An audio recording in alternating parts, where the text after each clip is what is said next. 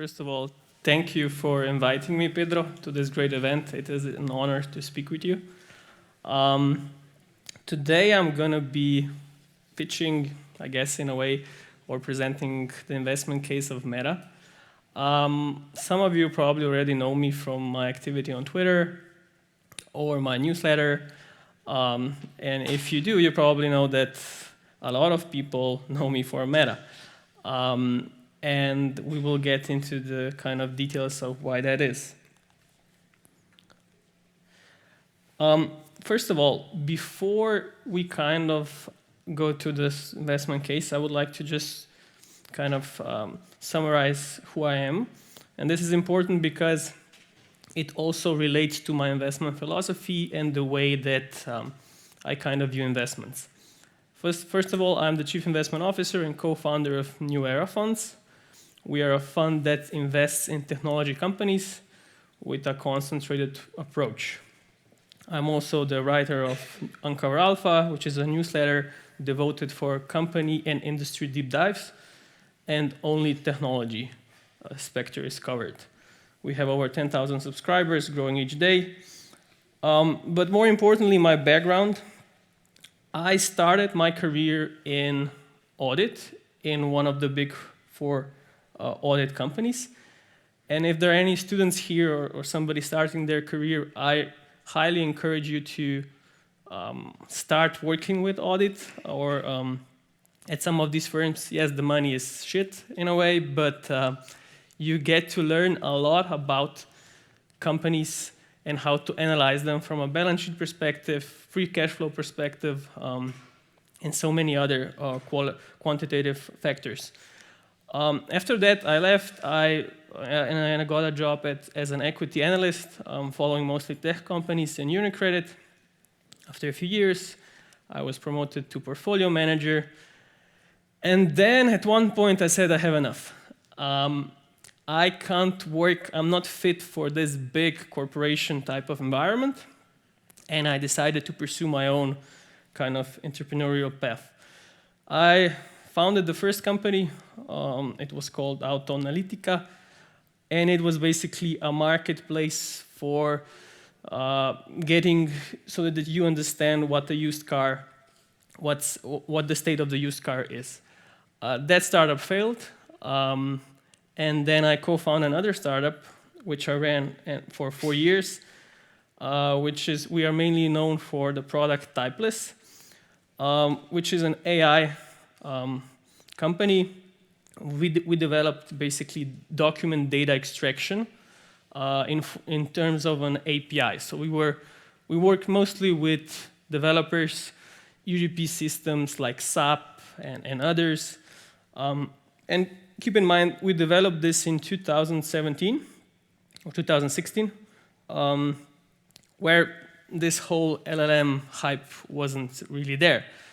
We worked with natural language processing. We were one of the first clients of Amazon Textract and Google Vision API, which is now a huge service.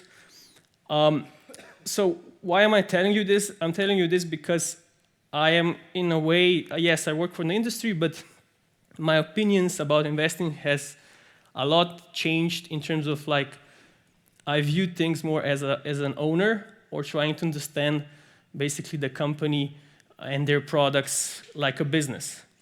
The Typeless company was then sold to a public software company, and now I basically focus on the fund and run the newsletter, which I really love doing. So going back to the investment philosophy, it's, I would say, the biggest difference, everybody focus on quant. Everybody focus on the numbers and stuff like that. The way I see it is you have this ton of analysts focusing on the numbers, and it's really hard to get an edge there. Especially in quant, if you're not a Chinese genius mathematician, it's probably really hard to get an edge, to be honest. But with qualitative insights, there's this new kind of wave, which is still quite not so crowded. And what are qualitative insights? First and foremost, you have to have domain knowledge in your company or as an investor to understand certain concepts in certain businesses. Like for me, for example, right now I have an edge, or I know how to see certain things with AI companies, software companies that maybe an average person wouldn't. And we as a company and myself, we also work with other domain experts. So when we analyze a company, we include insights from them. So if it's a software company, we would go and talk to our network of, I don't know, a DevOps developer who worked at a maybe similar or smaller company that can give us insights into the product or service that the company offers.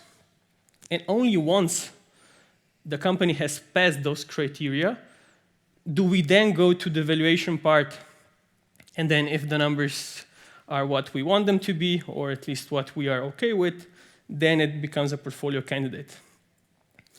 With qualitative insights, it's also important to understand we work with different providers, and we also talk individually with former employees, supply side or supply chain competitors and stuff like that. In the way, if you read, they're common expert interviews, So somebody interviews a former employee of some company and gets some insights from them. And if you read those one by one, you can get some information or you don't, right? But the real edge is if you analyze a bulk of these interviews, you get a better perspective of where the company is right now than the average participant on the market. Because these are people that worked in the industry or are former employees, stuff like that, and if you bulk analyze their knowledge, it's better than the average one. Okay, but let's now move to Meta. But I just wanted to kind of put it out there so you guys understand, because today's presentation won't be classical in terms of like some basic stuff, but maybe some where we see these qualitative insights playing a role. Okay, first of all, I think everybody here uses the product. So what is Meta today? Mainly Facebook, Instagram, WhatsApp, Messenger, and then there's Reality Labs. The monthly active users of Meta's family of apps is almost 4 billion. Now, this is probably Meta and Google are probably the two companies that have the most reach in terms of products and in terms of people. So this number represents almost 75% of all internet users use their products on a monthly basis. And keep in mind, in China, which is also in this statistic, Meta is banned. Okay, so the percentage gets even higher. It's also one of the businesses with the highest operating margins, which stands at 40% according to the last earnings report. Okay, so most of you probably know that Meta, or at least the ones that were following the Meta thing, know that last year was a really bad year for Meta. So what went wrong? Basically, you had a kind of a series of things. One, Apple changed their privacy policy, which meant Meta lost signal for their app targeting. Secondly, TikTok was pronounced as the Meta killer, because it gained significant growth over the years, especially in the pandemic era. And then Meta's costs. Meta basically went full-on hiring spree because they projected that the pandemic trends will continue to last. This was also kind of visualized in terms of their price. You can see the significant price drop where it basically went to $90 from $350.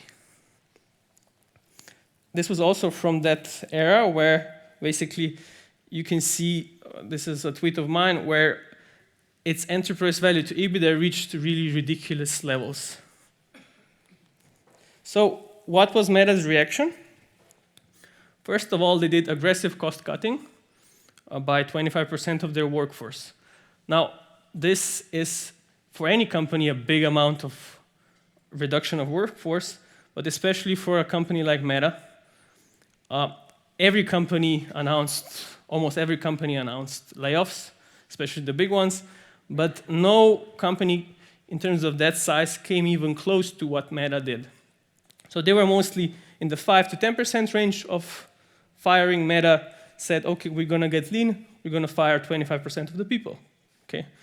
The next thing is the investments in Reels have really paid off. If you look at Reels today, they are basically, in terms of statistics that you can look, they're on par with TikTok in terms of like usage, daily usage, monthly usage, stuff like that. In terms of monetizations, they're at a higher level right now because Meta is known for having this engine of kind of squeezing up revenue and profits from their products. Also, what Meta did, their investments in AI have basically come to fruition in terms of increasing their return on investments and basically taking care of the signal loss that they lost because of Apple. Meta today is a better company than it was before TikTok. And the biggest reasons for why is because TikTok introduced short format to Meta. And now, Meta, if you look at the engagement numbers of any of the Meta's products, especially Instagram, it's much higher than it was before the short video, because short videos are much more addictive. So it's important to note that the job is quite well done for Meta, because their main goal was not to take users from TikTok, but it was to do the same as it did a few years ago with Snapchat. So Snapchat introduced stories, and what Meta did, it took the product and it made it so that Meta's users wouldn't go to Snapchat, the ones that already didn't go. And here it's the same logic. So it's not about taking the TikTok users, it's about giving the Meta users the same functionality for you to say, oh, I don't need another product, or I can spend more time on Meta. Okay, but now here we go to the main parts of the presentation. So what does the wave of AI, and especially LLMs, bring to Meta? First of all, social media is, in my opinion, the biggest beneficiary of generative AI, and it will be the fastest one to translate those values to the bottom line. So what does this mean? This means that basically, if you think about it, yes, Google, Microsoft, everybody's doing their products, but they're mostly loss-making products. So if you look at Google, Microsoft's Copilot, which is basically an assistant for you, it still loses a lot of money for you, for Microsoft, because it's really costly to run LLMs, and especially to train LLMs. But social media is, they can basically, with new adaptations, they have better ROI on their ads, and this brings more advertisers to their platform. So first of all, social media is one of the biggest beneficiaries. For Meta specific, the first thing is Advantage Plus, which is their AI offering, which basically means if you're an advertiser, I don't need information from you anymore. You just tell me what's your product, what's your goal. I have this black box, which is called AI. You put those things in, and I'll optimize the ad campaigns for you. And as it turns out, it's much better for advertisers to do this. They get better results. Second thing is that LLMs bring hyper-personalization of ads from ad creative. This means that, when an advertiser puts out an ad, you have 1,000 different creatives for that ad. So you can see some ad for me where there's a person that I relate to, or for somebody else, another person, or sports that they relate to, and it's the same product that's being advertised. So AI takes care of creating the whole ad. And it's much more effective because you can personalize it on a personal level. Okay, and then we go to ad budgets increase because of cost savings and WhatsApp monetization. So first of all, the ad creative, right? I estimate, and my firm estimates, that in 3 to 5 years, we could see an improvement in ROI between 30 to 50% in ads, which would lead to basically a midpoint of 6% CAGR in the tailwind for the next 4 years for Meta. But also, interesting here, the ad budget increased because of the savings on people and media companies. So now you have advertisers who don't have to spend that much money on designers to kind of prepare the ad for them, or for media companies to take over that burden of creating the campaign. And what you can see here, this is an interview from a person that basically has a portfolio of 190 huge advertisers, is that there are a lot of cost savings because ad budgets, like 30% of the ad budget goes to the people or some agency that's helping them. And what advertisers have said, if I don't have to spend 30% of my budget on people, I can take some of those savings and increase my budget that's going directly to ads. Okay, and then we go to WhatsApp monetization. Okay. So, monetization of WhatsApp. The biggest thing that was a problem for WhatsApp for years was monetization. And the way Meta has now kind of adapted to it, and where we see the most value is in creating AI agents for businesses that can communicate with the users. And the reason for that is that in the East, WhatsApp is very popular in terms of also businesses communicating with clients, the users of WhatsApp. And the reason for that is because its labor is cheap. So if you pay somebody to answer questions from clients, it's okay. But in the West, labor is not that cheap, and it didn't make sense for companies to kind of pursue the path of having people there waiting to answer questions of clients, or potential clients, if you will. So a customer service thing. But now with generative AI, they don't have to have people there. You can just adapt an LLM, you enhance it with your data so that it understands your product, the history of your company, whatever you want, and it can take care of the communication with the client. And Meta's doing this with WhatsApp Business, so they're charging, and they will charge a few cents per each conversation to the business. Now you may think this is like, what's the opportunity here, right? But the global call center industry, it's a $500 billion industry per year. So it's huge. Nobody would thought that, but the call center industry is huge. And even taking just a few market share from that industry, because this is much more kind of accessible and easy to use, could mean a big chunk of another tailwind on revenues for a company like Meta. And keep in mind also, this industry expert, when he analyzed this, chat experience with customers enhance customer lifetime value. So customers actually want to have conversations with businesses because it feels more personal. And the percentage of them trying to convert to your product or service is higher. Okay, another thing that is also affected by AI, but was already before, is B2C revenue for social media companies. Now, all of you probably have seen that you have either Snapchat Plus, which is a subscription service, you have Twitter, Blue, or whatever they will call it now, or X. I always say Twitter because X is just so weird, but let's keep it with Twitter. And you also have now Meta Verified. So these are basically services that you as a customer pay in order to get a blue badge or some kind of check mark.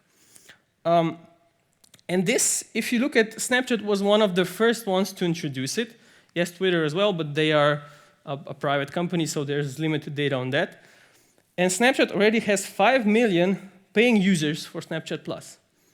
So if you just calculate the number of monthly active users Snapchat and Meta has, and apply a similar lever to Meta, you would get already now almost a 5 billion extra revenue from Meta.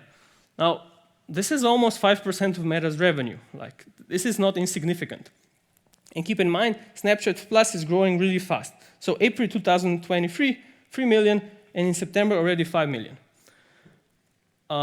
Yes, Meta has a more expensive package, but also it's because of the demographics. You know, people on Snapchat have less purchasing power than people on Meta. The second thing is creator economy revenue share. So you may have noticed that many creators are now starting to give some kind of subscriptions where you subscribe to their closed content or something like that. And at first, Meta is not going to charge anything, but once this ecosystem starts to build up, they'll basically take a small cut of the revenues, similar as any app store or whatever you want to call it.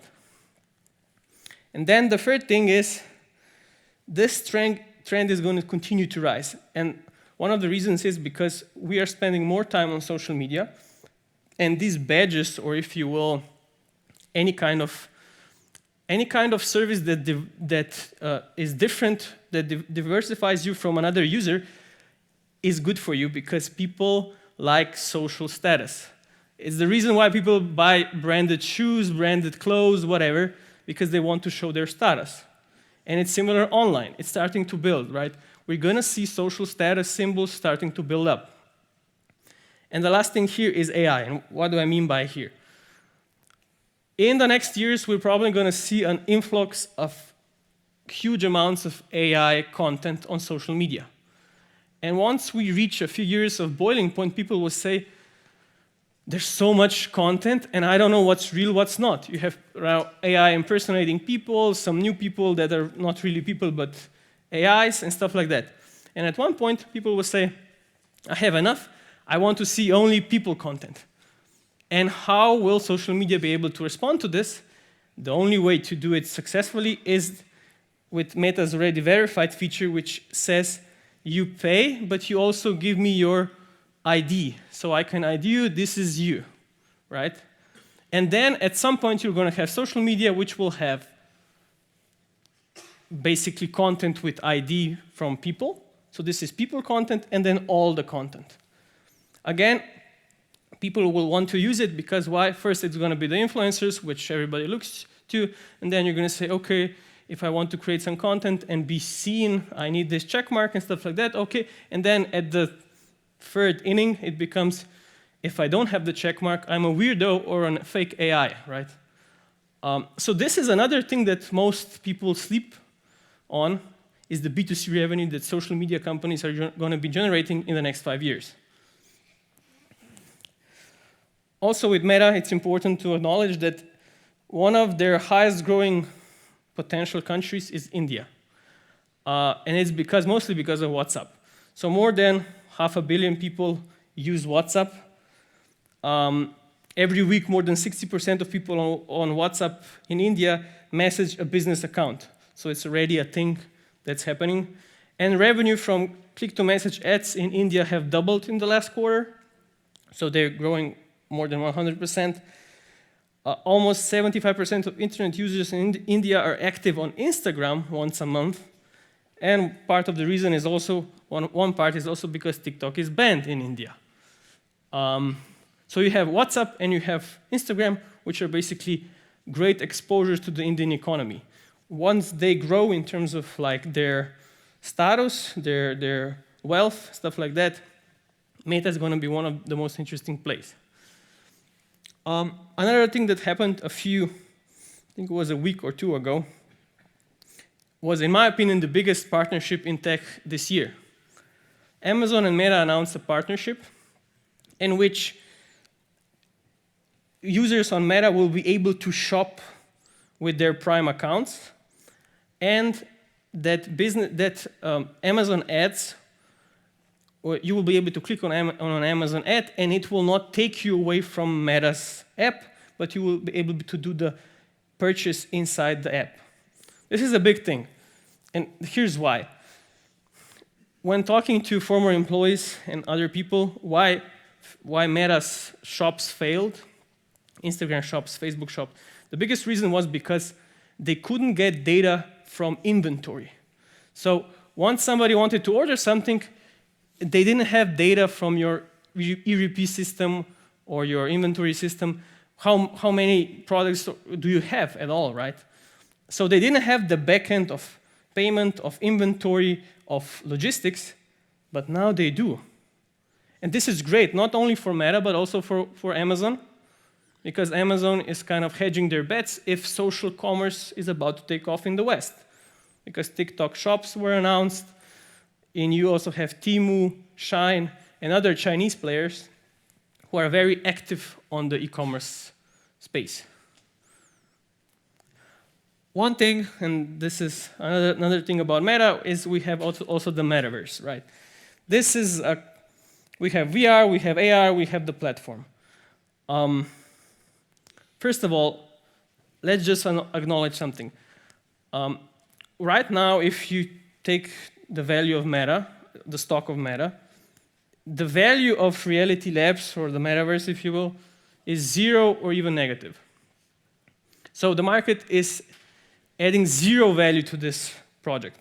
So in 3 years, or give or take, if Meta decides this was a fail, I'm going to end the project, it brings a lot of new net income to Meta. But if it's a success, the market will also reevaluate because the project is currently valued at 0. So you have VR, which you were able to test today. What I think is more interesting is AR, which is kind of in the makings. But they have a deal with Luxottica, which is basically the owner of all the cool brands of sunglasses, like Ray-Ban, and which their goal is here to incorporate a thin and basically same heavy as normal glasses, for you to be able to have on and augment the reality with it. And then we have the platform part, which is basically Horizon Worlds and Meta Store, which is similar to App Store. So the business-wise, they take a cut of everything that's made there. Now, this is a video that I wanted to show you guys. I don't know if we have enough time. I think we do. Of what is also inside Reality Labs and what most people don't know, but it's actually quite innovative. Can you guys click on it or something? Or is it?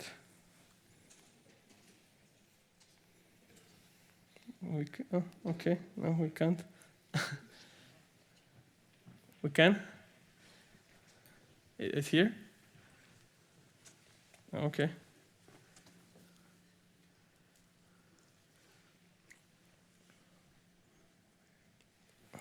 Oh, this, okay. This, we went, okay. Okay, let's move on to it, and maybe we can come back to it later. Another thing I wanted to talk about is Mark Zuckerberg. So, even though he looks weird, and maybe he's a lizard man, we don't know for sure, right? There are those theories. He's a great asset for Meta. And why? Because he's 39 years old, so he's very young in terms of like your founder. He's one of the rare founders that's still focused on one company. Jeff Bezos went from Amazon and focuses on the moon. Elon Musk, similar. He's Tesla, he's now Twitter, he has also his space project, not to mention tunnels and stuff like that. So Mark Zuckerberg is one of the rare people, founders, that's still focused on this company, and he says for many years, because this is not even close to what he wants to build. And then we have his track record of acquisitions. Keep in mind, he bought Instagram for $1 billion. Even WhatsApp will turn out to be, in my opinion, a good acquisition. And he's always been this kind of person who sees the buck where it's going, right? So he's in front of it. And for me, personally, the last one, whatever he does, he's full focused on it. So if he's metaverse, he's going full metaverse. If it's the year efficiency, he's going to fire 25% of the people, right? Because if you want to do something, you have to do it with an kind of, important step. Not just, I'm just going to, cut 1% of the people. Who cares, right? So for me, he's a big advantage to Meta. Let's see. Okay. And then lastly, we can go to valuation, which I think is also important.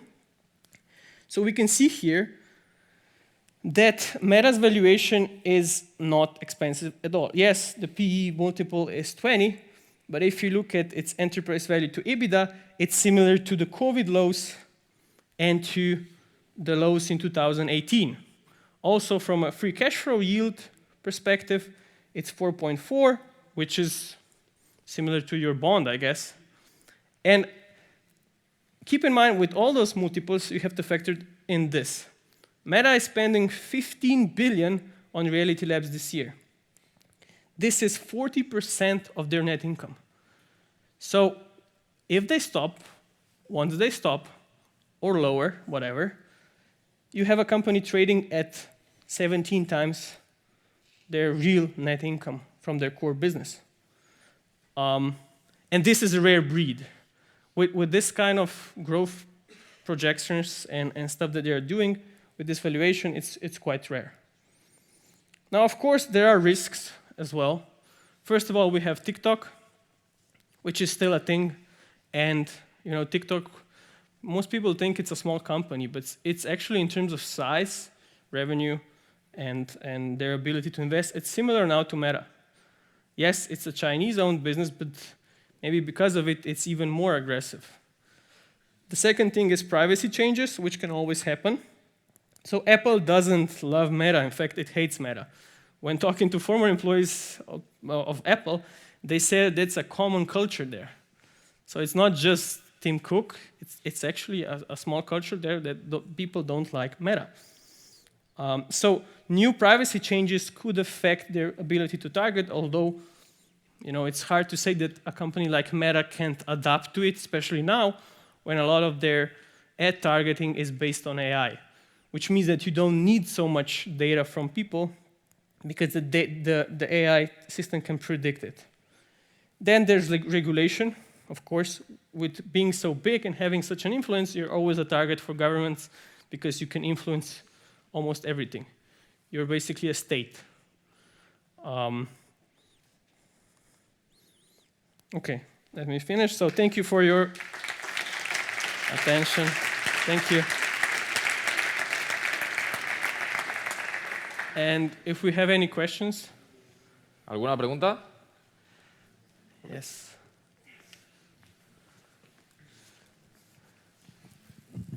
First of all, thank you for your presentation. And secondly, I know you've mentioned it briefly, but could you expand more on your entrepreneurial journey? Maybe Sure. some challenges that you've faced and maybe some tips for someone that wants to start this journey? Sure. Thank you. First of all, I would say don't fear failure. So my first startup failed, right? The thing I regret most about it is that I co-founded it with my best friend at the time, which is never a good thing to do. Even though you think it's a good thing to do, because you know the person, in business, it's not a good thing to do, okay? Or unless you're some kind of, I don't know, twin soul, whatever, right?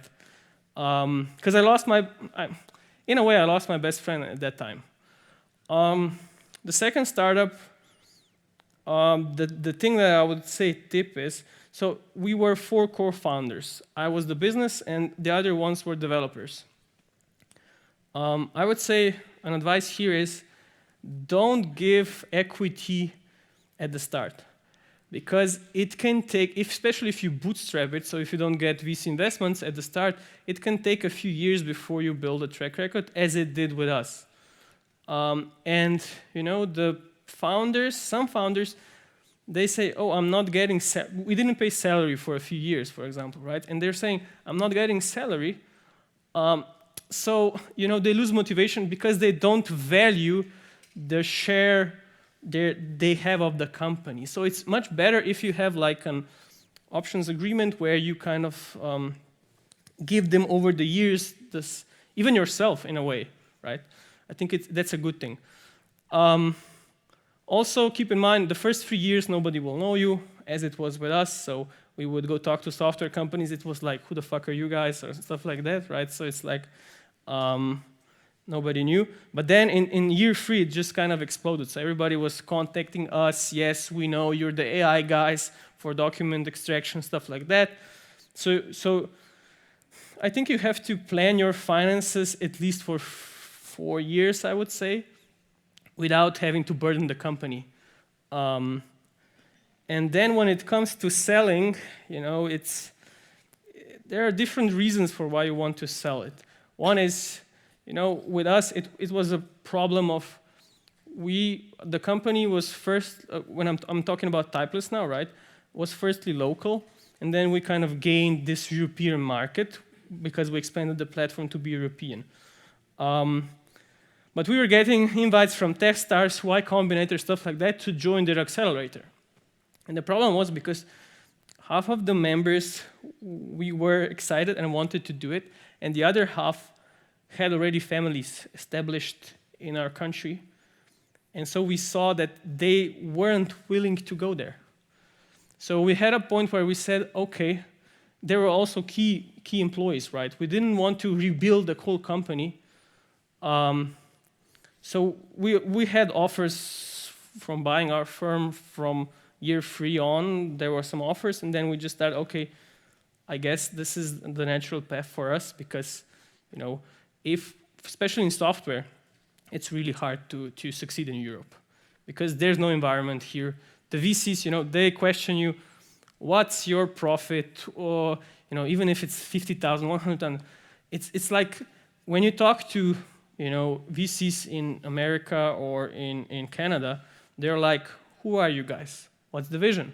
What's the next product? They don't care if you earn even $500,000. They care if you go to 100 million valuation, 200, So it's for software, and for software you need that because software is basically a miss or I don't know how you say it, whatever.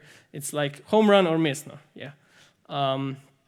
So I would say kind of also when you start a business, know what's your end goal. Is this my business where I'm going to live from it, or is this something I want to exit? I think you have to have that path clear from the beginning because then you also build out the team, and it helps with that. There are a lot more tips, but maybe afterwards so I don't clog the time here. Any other questions? Or? Vamos a intentar pasar a la siguiente presentación. Thank you, Rihard. Thank you.